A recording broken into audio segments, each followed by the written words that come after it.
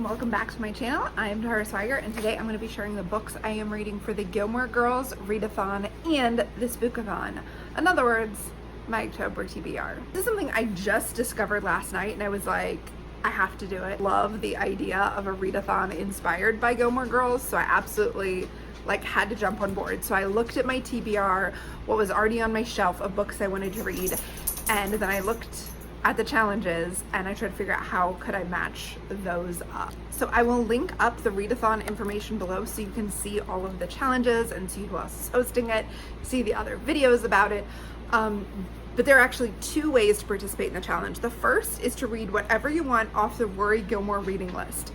So some guy in Australia came up with a list of every book that Rory reads in all of Gilmore Girls. And I went through that list. It's like 200, 300 books, and I didn't see a lot on there. There are some that I've already read, and there wasn't a lot that I'm interested in reading right away. So I decided to go with the second way that you can participate, which is to read books related to the challenges. Now, I'm not going to do all the challenges. I should say the dates are October 1st through the 15th. So that's 2 weeks, which is a good amount of time to read a lot of books. So let me tell you the challenges and what I have planned for them. I'm not even trying to hit all of them because they don't all interest me. So the first one is to read a book in a school setting in honor of Rory's time at Chilton and Yale. And the one that I had from my library that I already really want to read is The Fever by Megan Abbott. Now, if you've been watching for a while, you know that I love everything Megan Abbott has done.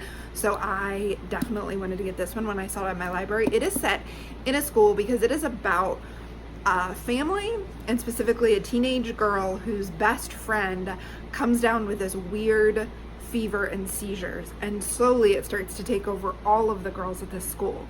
Now, the thing about Megan Abbott is her books about teenagers, it's not really YA, but they're always very insightful and they're very atmospheric and slightly creepy. So I think something creepy is probably going on with the fever. And obviously they go to school. So the next challenge is to read a book about a mother-daughter relationship in honor of our favorite mother-daughter relationship, Rory and Lorelai. And for that, this isn't the tone of Gilmore Girls. It's not cute and twee, but it is about 3 generations of mothers and daughters. A Woman Is No Man by Etaf Rum. So it's 3 generations of Palestinian American women who are torn before their individual desire and their strict Arab culture.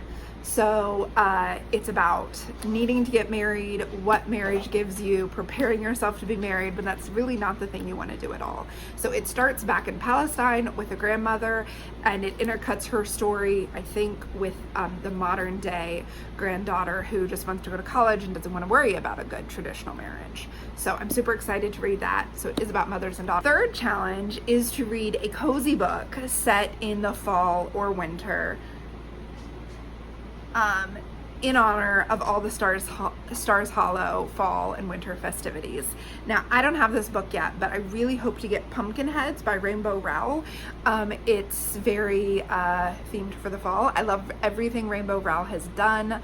The art looks amazing, and yeah, I'm looking forward to it. The next challenge is to read a book with Asian representation, either an Asian character or by an Asian author in honor of our favorite best friend, Lane Kim.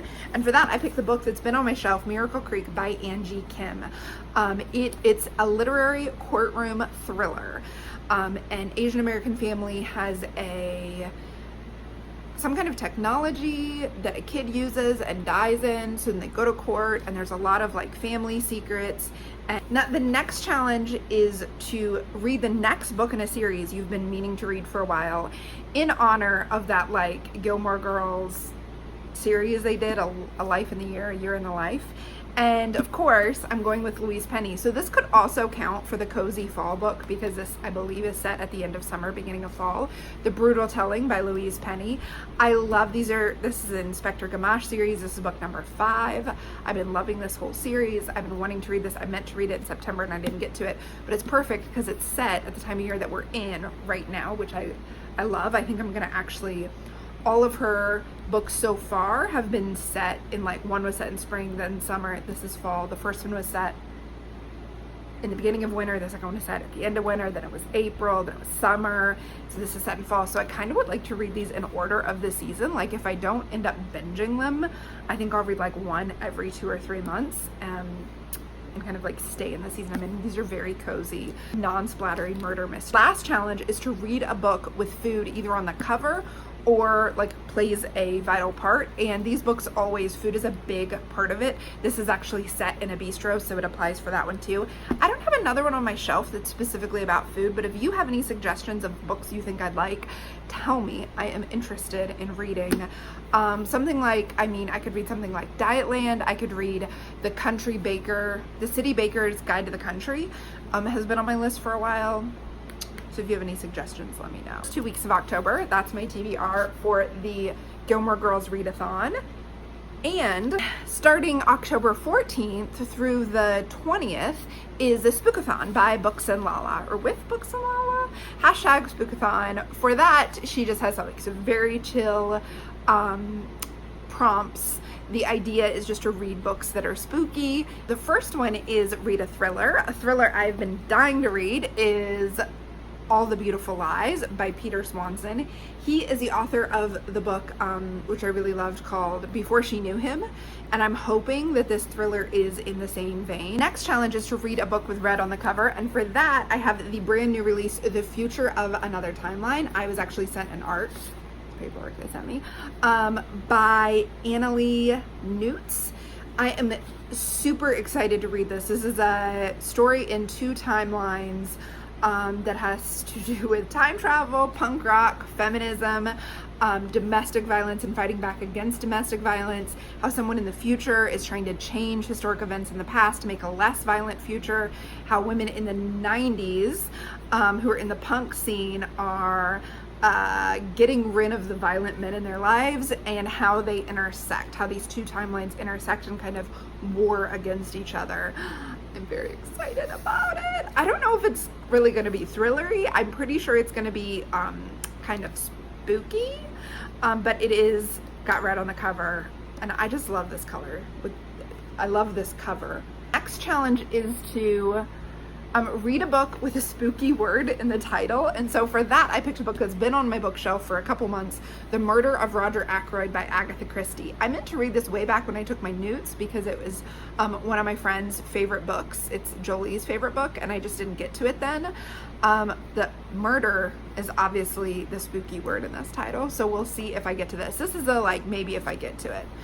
Is to read a book with a spooky setting, and so this is another one that came in for me at the library. It's by Riley Sager, who did Lock Every Door and The Final Girls, and I read those this summer and I loved them. This is his only other book that he has that I haven't read, and it's called The Last Time I Lied, and it is set at a summer camp in flashbacks to when this adult woman was a teenager. Something happened, now she's an adult, she's going back to the summer camp.